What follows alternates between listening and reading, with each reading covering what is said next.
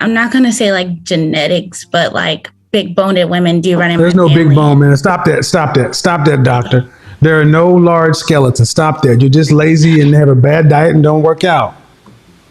Okay, if that's how you want to put it, yeah. How would you put it, ma'am? You're 5 foot tall and 220 pounds. You're the size of a running back. But it's only so much that you can control. But you're the size of a running back. The real issue isn't weight. It's entitlement without exchange. Dating is not a moral court. It's a marketplace. Markets don't care about explanations. They respond to competition. Wanting a high-value outcome does not entitle you to exemption from high-value standards. High-value men don't reject overweight women because they're cruel. They reject them because they can, and because they're thinking long-term. So, this is the dilemma for most women. You want to live at a higher level. In order to live at a higher level, you either have to do it by yourself, or you have to get a man who is at your level or higher. But the men at your level or higher have high standards for their wives. Mm-hmm. The biggest one being fitness. Mm-hmm. Have you ever heard that? Yeah, I heard of that before. Son, you're how old, 22? Yeah.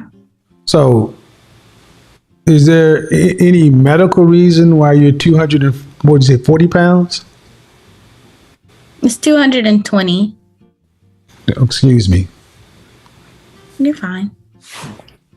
It's not no medical reasons. It's more so like, I'm not going to say like genetics, but like big boned women do run in my family. There's no big bone, man. Stop that, doctor. There are no large skeletons. Stop that. You're just lazy and have a bad diet and don't work out. Okay, if that's how you want to put it, yeah. How would you put it, ma'am? You're 5 foot tall and 220 pounds. You're the size of a running back. But it's only so much that you can control. But you're the size of a running back. Okay, but it's only so much that there's nothing you can tell me that if I go back in your family, if I go back and you don't overtalk me, you can tell me you don't overtalk me. Don't overtalk me. That's what we think we don't do. If I go back in your family album, you're going to tell me that the women back in the 1920s were 220 pounds?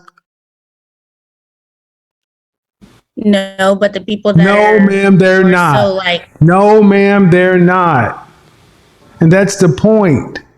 There is no medical reason, so it is about discipline. And what I'm trying to get you to understand is don't make excuses for it. Just understand that if you want a higher quality mate, you're going to have to be competitive. That's all it comes down to. You want a man who's on your level socioeconomically.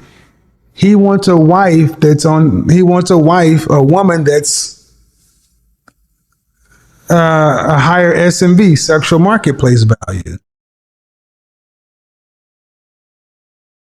Does that make sense? Yeah, it makes sense. So if the key to getting the kind of man you would like for a husband and a mate for life was you dropping 100 pounds and maintaining it, could you do it? If that was the key, could you do it? Yeah. If it was the key. Excuse me. Yeah. Then there is nothing else that needs to be said. Audience, understand. If she thought that was the key, she could do it. So that's the lack of discipline. That's the lack of will. It's not the only key, but it is a very important one.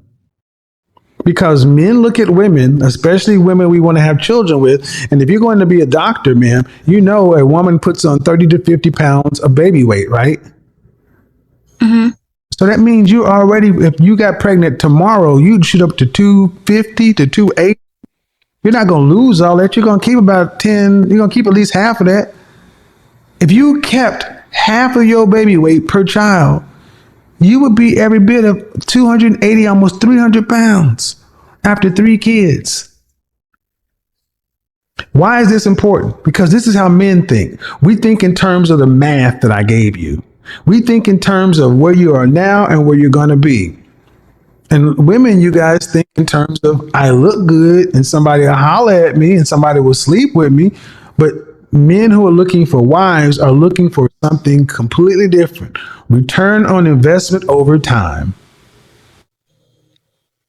The moment pregnancy, aging, and health trajectories enter the equation, men start doing math, not affirmations. What's often called misogyny is actually male risk assessment, and what's often called confidence is sometimes refusal to adapt. Body positivity was meant to reduce shame. It was never meant to suspend cause and effect. If a woman truly believed weight loss was the key barrier and truly wanted that outcome, she would pursue it relentlessly. When she doesn't, it usually means one of two things. She wants the outcome without the cost, or she values self-protection over self-transformation. Neither is evil, but both have consequences. The dating crisis isn't about men being shallow or women being delusional. It's about this collision, modern validation culture versus ancient biological selection. And biology has never cared about excuses. If you enjoyed the video, please subscribe, like, and comment below. We would love to hear your thoughts.